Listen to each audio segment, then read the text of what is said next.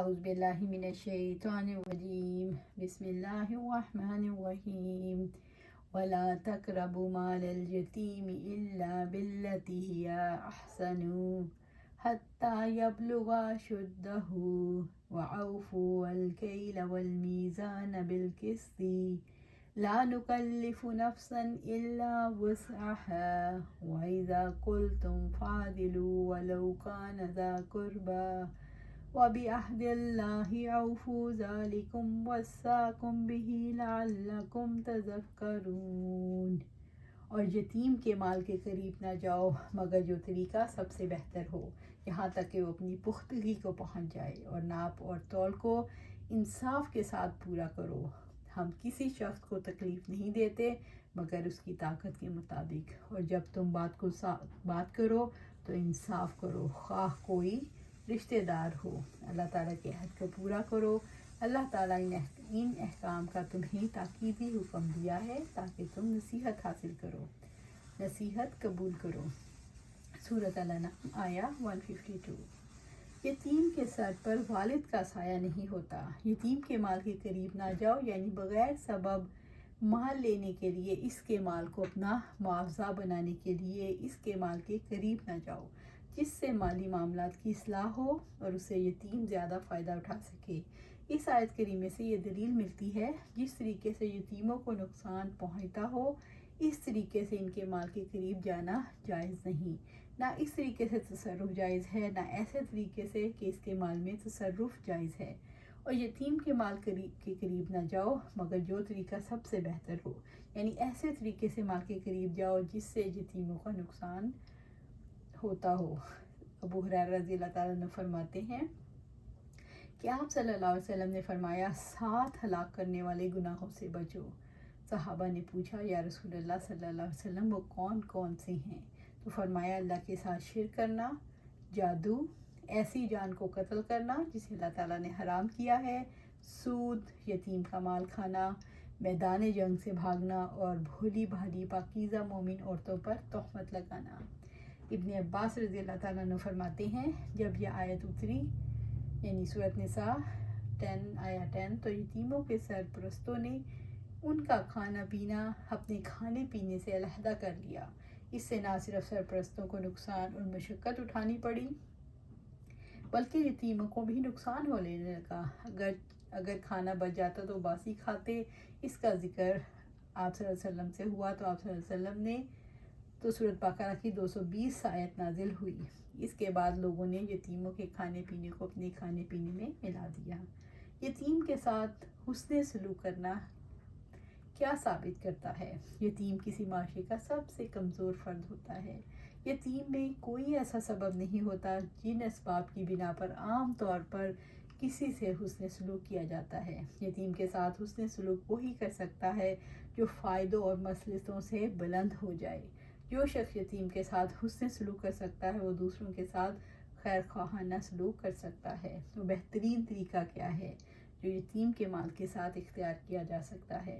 سرپرست یتیم کے مال کو تجارت میں لگاتا ہے، یتیم کے مال کو ایسے استعمال یا خرچ کرتا ہے کہ اس کا مال ختم نہ ہو۔ تجارت میں لگانے والا مال کی بڑھوتری کے لیے کوشش کرے۔ اگر مال خرچ ہوتا ہے تو اس رفتار سے خرچ نہ کیا جائے کہ ان کے جوان ہونے سے پہلے وہ ختم ہو جائے۔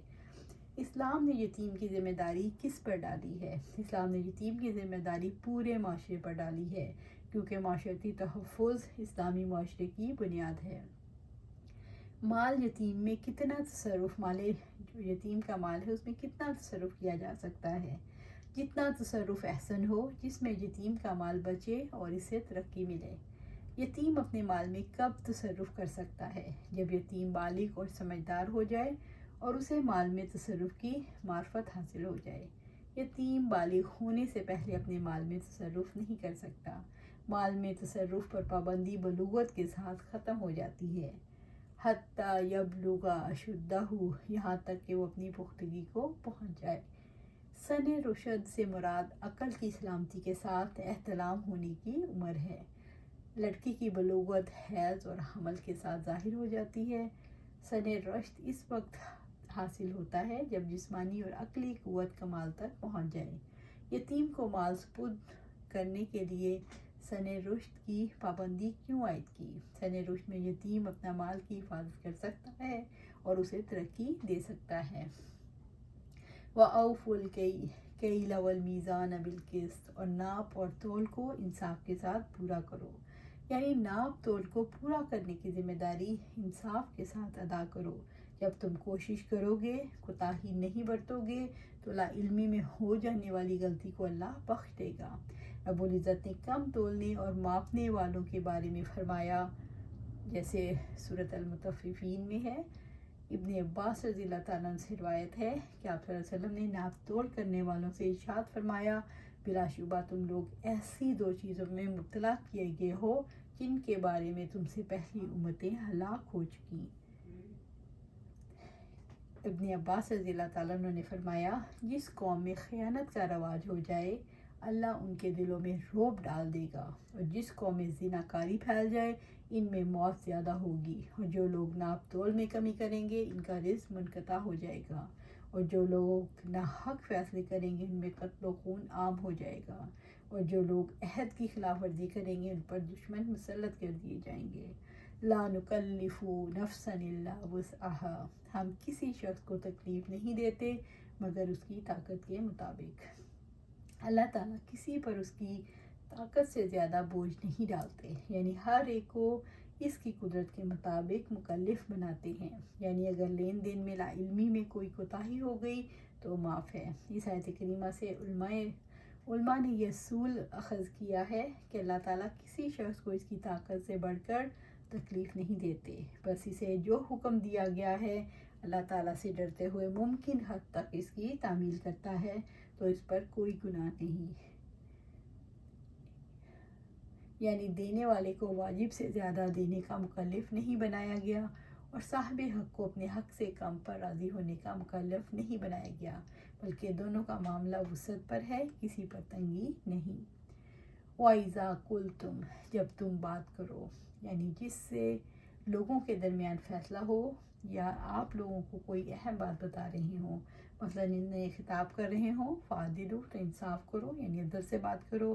عدل کی بات سچائی اور حق کے اظہار پر مشتمل ہوتی ہے۔ عدل کی بات میں کتمان حق نہیں ہوتا۔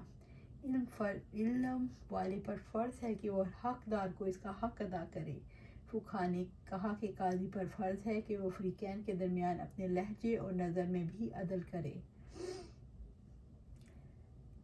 یا ایھا الذین آمنوا کونوا قوامین للہ شہداء بالقسط ولا یجرمنکم شنآن قوم علی الا تعدلوا اعدلوا وہو اقرب للتقوی واتقوا اللہ ان اللہ خبیر بما تعملون۔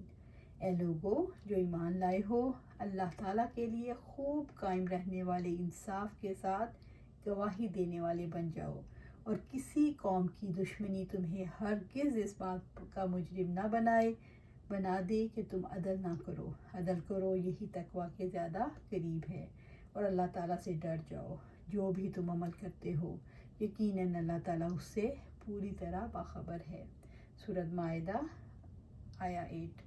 یا ایھا الذین آمنوا کونوا قوامین بالقسط شہداء للہ ولو علی انفسکم او الوالدین والاقربین ان یکن غنیا او فقیرا فاللہ اولی بہما فلا تتبعوا الہوی ان تعدلوا وان تلؤوا او تعرضوا فإن اللہ کان بما تعملون خبیرا۔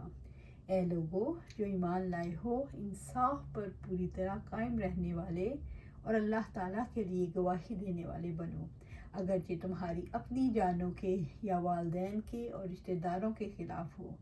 اگر کوئی مالدار ہے یا فقیر تو اللہ تعالیٰ ان دونوں سے زیادہ حقدار ہے، چنانچہ خواہش نفس کی اتباع نہ کرو، تم عدل کرو۔ اگر تم زبان کو بیچ دو یا پہلو دہی کرو تو یقیناً اللہ تعالیٰ ہمیشہ سے جو تم عمل کرتے ہو اس سے پوری طرح باخبر ہے۔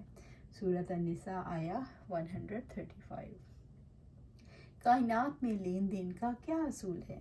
کائنات کی ہر چیز دوسرے کو وہی دیتی ہے جو اسے دینا چاہیے، اور وہی لیتی ہے جو اسے لینا چاہیے۔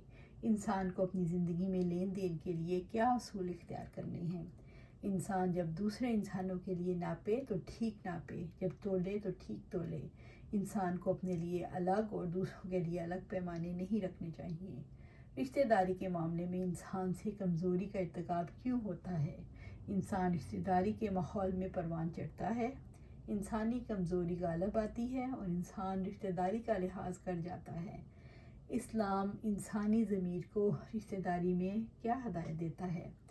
اسلام انسان کو حق بات اور انصاف کی بات کہنے کی ہدایت دیتا ہے۔ اسلام ہدایت دیتا ہے کہ رشتہ داری کا حق ادا کرتے ہوئے اللہ کے حق کو ضائع نہ کرو، وَبِعَهْدِ اللَّهِ أَوْفُوا، اور اللہ کے عہد کو پورا کرو۔ اللہ کے عہد سے کیا مراد ہے؟ اللہ تعالیٰ کے عہد کو پورا کرنے سے مراد اس کے احکامات کی اطاعت کرنا، اس کے نواہی سے رکنا جو اس نے منع کیے ہیں، اس کی کتاب اور اس کے رسول کی سنت کے مطابق عمل کرنا ہے۔ یہ سب کام اللہ تعالیٰ کے عہد کو پورا کرنے میں شامل ہیں۔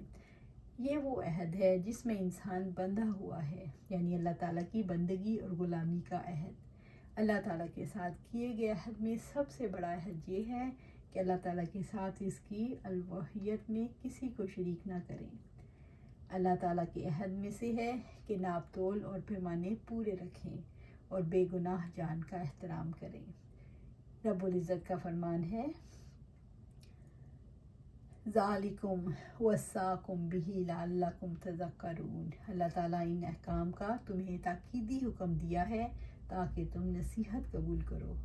ذالکم وصاکم بہ، یعنی جس پر عمل کرنے کا اس نے اپنی کتاب میں حکم دیا، یعنی اللہ تعالیٰ نے جتنے احکامات دیے ہیں اس کی وصیت پر پوری طرح عمل کرو۔ اللہ تعالیٰ کے احکامات پر عمل کرنے میں احکامات کا علم حاصل کرنا اور اس کی حکمتوں کو سمجھنا بہت ضروری ہے۔ علم کے بغیر عمل ممکن نہیں۔ آپ صلی اللہ علیہ وسلم نے فرمایا، علم عمل کا امام ہے، تاکہ تم نصیحت حاصل کرو اور جو چیزیں تم پر حرام کی گئی ہیں ان سے اجتناب کرو۔ تو اللہ سبحانہ تعالیٰ سے دعا ہے کہ جو اللہ نے ہم پر واجب کیا ہے، جو ہم پہ احکامات دیے ہیں ان کو بجا لائیں اور جن سے منع کیا ہے ان سے رک جائیں۔ صرف اور صرف قرآن و سنت پر عمل کریں اور آپ صلی اللہ علیہ وسلم کی سیرت کو پڑھیں اور دیکھیں کہ کس طرح آپ صلی اللہ علیہ وسلم اور صحابہ عمل کرتے تھے، کیسے زندگی گزارتے تھے۔ تو اللہ تعالیٰ سے دعا ہے کہ قرآن و سنت پر عمل کرنے کی توفیق عطا فرمائے اور اس پر استقامت عطا فرمائے۔ آمین یا رب العالمین۔